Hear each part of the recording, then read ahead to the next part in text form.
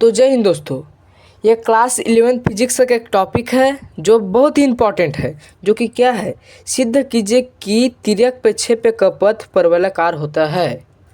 ठीक है ना, सिद्ध करना है कि तिर्यक प्रक्षेप्य का पथ परवलयाकार होता है, होता होगा नहीं पता, हमें तो देखेंगे फिर पता चलेगा। ठीक है ना, तो सिद्ध करना है हमें। तो सिद्ध करेंगे तो कुछ इस प्रकार लिखना पड़ेगा हमें तो मुख्य यहाँ से शुरू करना पड़ेगा ना, यहाँ से। इसके लिए एक डायग्राम बनाना पड़ेगा, ये बता देता हूँ। मान लो एक प्रक्षेप्य जो जमीन पर स्थित बिंदु O से क्षैतिज के साथ कोण बनाते हुए ऊपर की ओर फेंका जाता है। ठीक है, कोण बनाते हुए ऊपर की ओर फेंका जाता है। तब थीटा को प्रक्षेप्य कोण करते हैं, मतलब थीटा को प्रक्षेप्य का कोण करते हैं। बिंदु O से मूल बिंदु बनाते हुए क्षैतिज दिशा में x अक्ष तथा ऊर्ध्वाधर दिशा में y अक्ष खींचो। वेग u को दो घटकों में विभाजित किया जाता है। यू एक्स बराबर होता है यू कॉस थीटा, ठीक है, क्षैतिज दिशा के अनुदिश, और यू वाई बराबर होता है यू साइन थीटा, ये ऊर्ध्वाधर दिशा के। ठीक है ना, इसे हमें करना होगा। अब डायग्राम बनाएंगे हम लोग। क्या डायग्राम?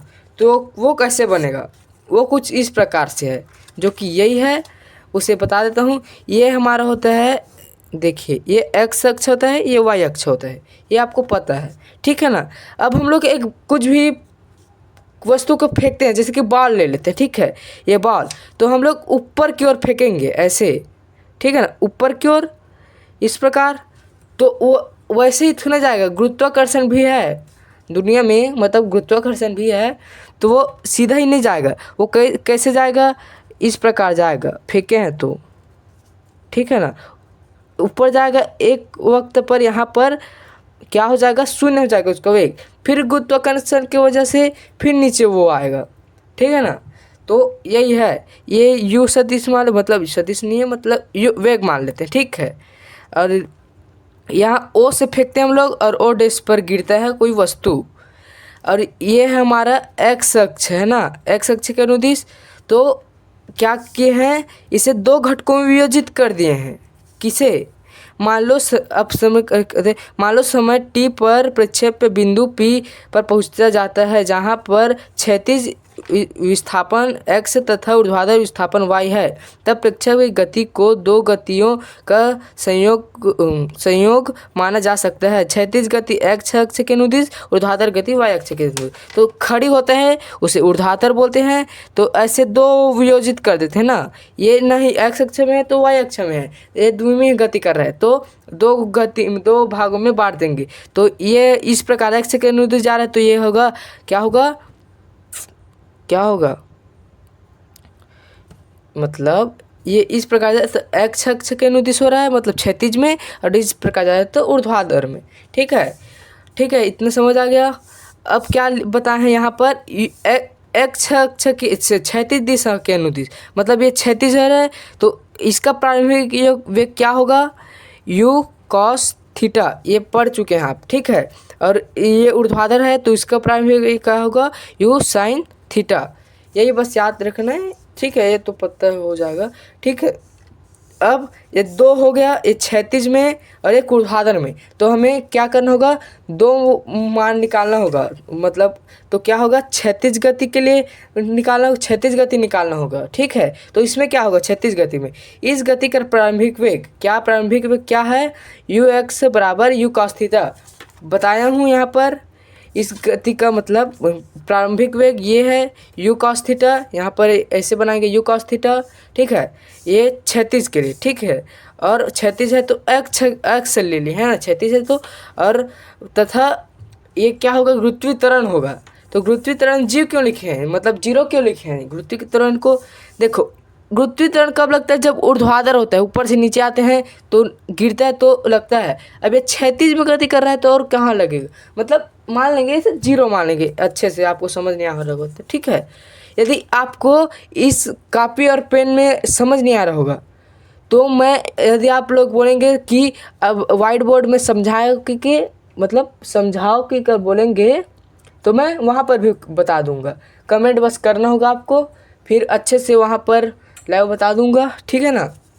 यहाँ पर आपको समझ में आया होगा तो ठीक है। तो यहाँ पर थे हम लोग।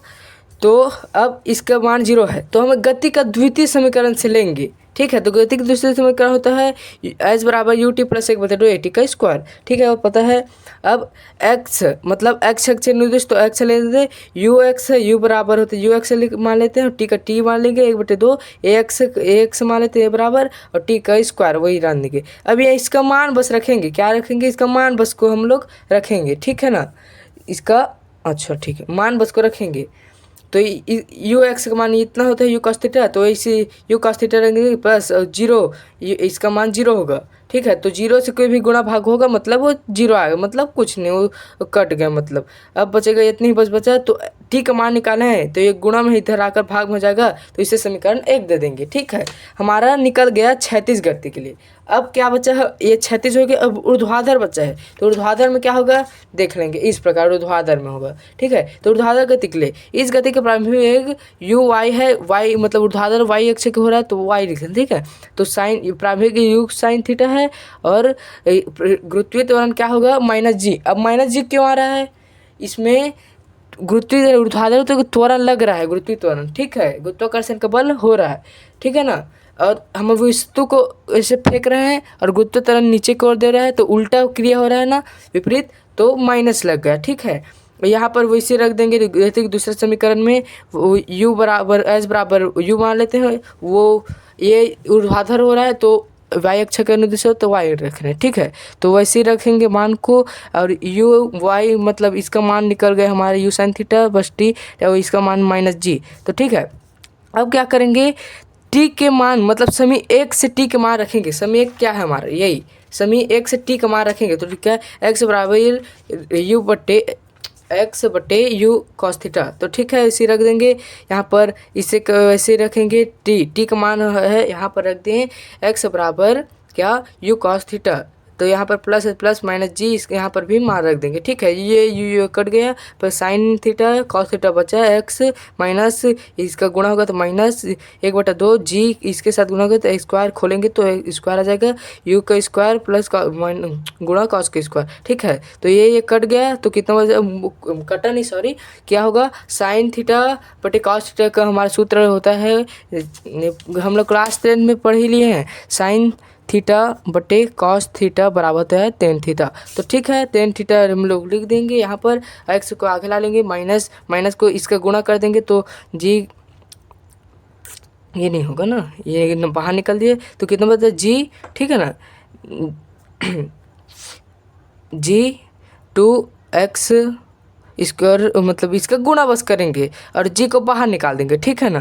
तो इतना हो गया। इससे गति का दूसरा समीकरण देते हैं। अब इम्पॉर्टेंट बात क्या है, इस समीकरण में थीटा जी यू एक नियतांक है, अतः समी को इस प्रकार भी लिख सकते हैं, क्या, ए एक्स माइनस बी एक्स की स्क्वायर, ठीक है, वाई बराबर, तो जहाँ ए बराबर क्या है 10x, ए बराबर क्या रखा है 10x, ठीक है, और बी बराबर क्या है, ये है, ये नहीं है ना, बी बराबर जी 2u square cos square theta, ठीक है। ये तो मान बस को रख देंगे। तो अतः क्या लिखेंगे, समी 3 एक परवलय का समीकरण है, अतः ये एक परवलय का समीकरण है, अतः तिर्यक प्रक्षेप का पथ परवलयकार होता है, ये सिद्ध हो गया। ये किसका है, परवलय का समीकरण है ना, ठीक है। तो यदि नोट्स बनाने देख लीजिए, ऐसे लिखेंगे, हमें कुछ इस प्रकार है, ठीक है ना।